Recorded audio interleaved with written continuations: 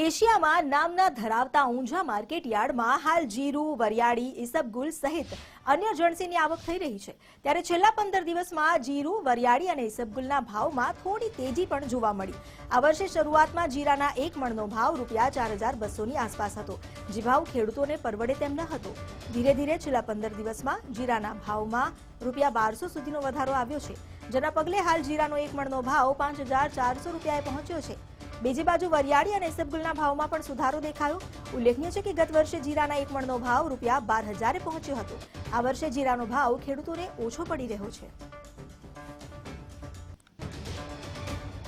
જીરુમાં આ વખતે સારો પાક હતો, ઉત્પાદન પણ સારું હતું, એને લઈને વેપારીઓની ખરીદી બહુ ઓછી હતી, એટલે સિઝનની શરૂઆતમાં જે ખેડૂતો વેપાર માટે આવ્યા, આવક વધારે જોઈ અને ભાવ પણ બહુ ઘટી ગયા। 12000થી ઘટતા લગભગ 4500 સુધી 20 કિલોના ભાવ થઈ ગયા।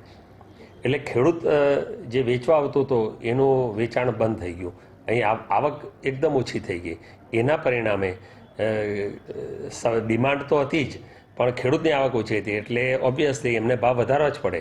અને આજે લગભગ જીરુમાં એવરેજ ₹5400થી ₹5455 20 કિલોનો ભાવ છે। ખરેખર તો ખેડૂતને જીરુમાં જે રિસ્ક ફેક્ટર છે અને ઉત્પાદનની રીતે જોઈએ તો ખેડૂતને આ ભાવથી નીચે પોસાય જ નહીં। ખેડૂતને સારા ભાવ મળે એવી જ વ્યવસ્થા હોવી જોઈએ।